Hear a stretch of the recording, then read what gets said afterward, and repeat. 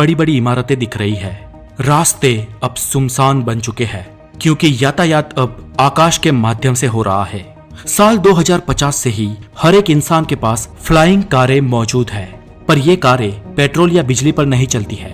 पृथ्वी पर से पेट्रोलियम तो 20 साल पहले ही खत्म हो चुका है, पर इंसान ने ऊर्जा की आपूर्ति के लिए एक नई आधुनिक खोज की है और वो है हीलियम 3। हम इंसान चांद से हीलियम 3 लाने में कामयाब हुए हैं और अब हीलियम 3 ही हमारा नया फ्यूल है।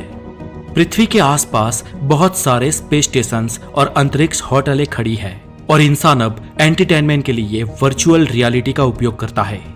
इस टेक्नोलॉजी से कोई भी फिल्म या कोई भी पुराना वीडियो इंसान रियल लाइफ में महसूस कर सकता है और इस सुपर एडवांस वर्चुअल रियलिटी का उपयोग बहुत ही पैसे वाले लोग ही करते हैं।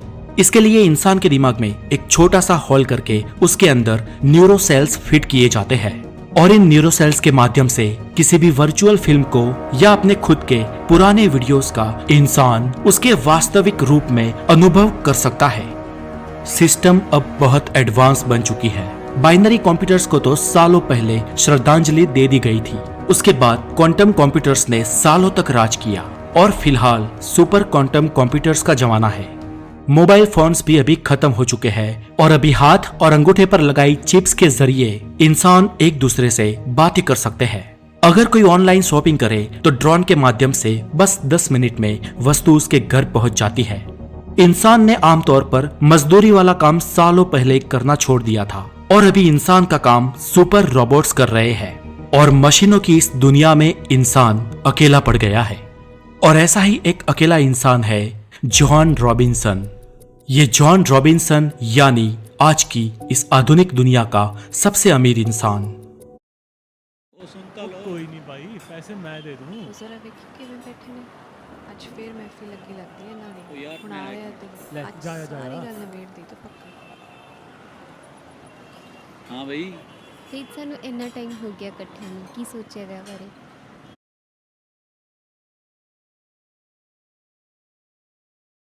जॉन की एक बड़ी कंपनी ह्यूस्टन में स्थित है और उसकी कंपनी इन मशीनरीज के लिए हार्डवेयर और सॉफ्टवेयर बनाती है। जॉन भी एक रोज फैमिली मैन हुआ करता था, पर आज से करीब 15 साल पहले उसकी पत्नी का देहांत हो गया था और तब जॉन की उम्र करीब 35 साल थी और आज वो 50 साल का हो चुका है। और कोइंसिडेंसली आज जॉन की वेडिंग एनिवर्सरी भी है और आज उसे अपनी पत्नी की बहुत याद आ रही है। अपनी पत्नी के गुजरने के बाद पिछले 15 सालों में जॉन ने ना तो अपना बर्थडे मनाया था और ना ही कोई बड़ा सेलिब्रेशन किया था। अपनी पत्नी की याद में आज जॉन ने सुबह सुबह ही अपने दिमाग के न्यूरॉन्स के माध्यम से पुरानी कुछ वीडियोस को, कुछ यादों को वास्तविक रूप में 2-2 बार देखा और कुछ 2 घंटे बाद वो अपने काम पर अपनी ऑफिस के लिए निकला। बहुत ही बड़ी इमारत में 225वें माले में वो अपनी ऑफिस में दाखिल हुआ। आज जॉन का ऑफिस में भी मन नहीं लग रहा था क्योंकि ऑफिस में भी उसको अपनी पत्नी की याद आ रही थी और तभी अचानक उसका ध्यान तोड़ते हुए उसकी सेक्रेटरी का फोन बजा। उसकी सेक्रेटरी ने उसे कहा कि सर, आज आपकी अपॉइंटमेंट वायलेट स्पेस कंपनी के एमडी मिस्टर अविनाश के साथ है। मिस्टर अविनाश आपको मिलना चाहते हैं। ओके सर, अविनाश को अंदर भेजिए। ऐसा कहते हुए जॉन ने फोन रख दिया। Good morning sir, I am Avinash. ऐसा कहते हुए अविनाश ने जॉन से हाथ मिलाया। Yes Avinash, please seat, John ने कहा। अविनाश बोले, जॉन, हमारी कंपनी वायलेट स्पेस आपके लिए एक एक्स्ट्रा ऑर्डिनरी ऑफर लेकर आई है और सर, जैसे ही आप इस ऑफर के बारे में सुनेंगे आप खुशी के मारे झूम उठेंगे।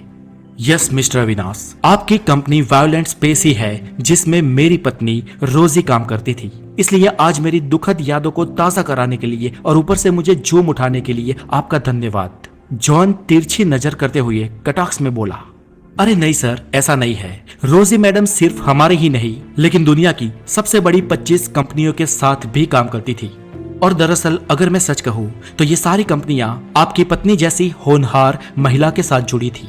मिसिस रोजी वाकई में इस दुनिया की सबसे इंटेलिजेंट महिला थी। अविनाश ने जवाब दिया, मेरी पत्नी इस दुनिया की सबसे इंटेलिजेंट महिला थी। लंबी सांस लेते हुए जॉन बोला, लेकिन वो सब छोड़ो, आप अपने काम के बारे में बताओ। जॉन ने फिर से कहा, मिस्टर अविनाश बोले, ओके सर, पहले 2-4 मिनट आपको बेसिक बैकग्राउंड के बारे में बता देता हूँ और उसके बाद मुद्दे की बात करता हूँ। सर, आपको तो याद होगा सन 2030 में जब पूरे विश्व की सिस्टम आर्टिफिशियल इंटेलिजेंस पर डिपेंडेड हुई, तब से ये कयास लगाए जाते थे कि आर्टिफिशियल इंटेलिजेंस इस दुनिया पर अपना आधिपत्य जमा लेगी और हम मनुष्य को गुलाम बना देगी। तब इंसान मशीन्स के गुलाम बन जाएंगे, ये भविष्य बहुत ही नजदीक दिख रहा था। और आपकी पत्नी मिसिस रोजी ने उसके बाद ये कहा था कि आर्टिफिशियल इंटेलिजेंस इंसान के काबू के बाहर निकल जाए और इंसानों को गुलाम बना दे। ऐसा नहीं होगा। डॉक्टर रोजी ये मानती थी कि एआई यानी कि आर्टिफिशियल इंटेलिजेंस एक मानव निर्मित बुद्धिमत्ता है और ये अप्राकृतिक इंटेलिजेंस इंसान के दिमाग से तो पावरफुल हो सकती है, लेकिन फिर भी वो आखिर एक मानव निर्मित प्रोग्राम ही है, कुदरत निर्मित नहीं है। और सर, हम इंसानों के दिमाग में कुदरत निर्मित कुछ ऐसा जीवन तत्व है, समथिंग इज अलाइव, जो कभी मशीन्स में और उनके सॉफ्टवेयर्स में नहीं आ सकता।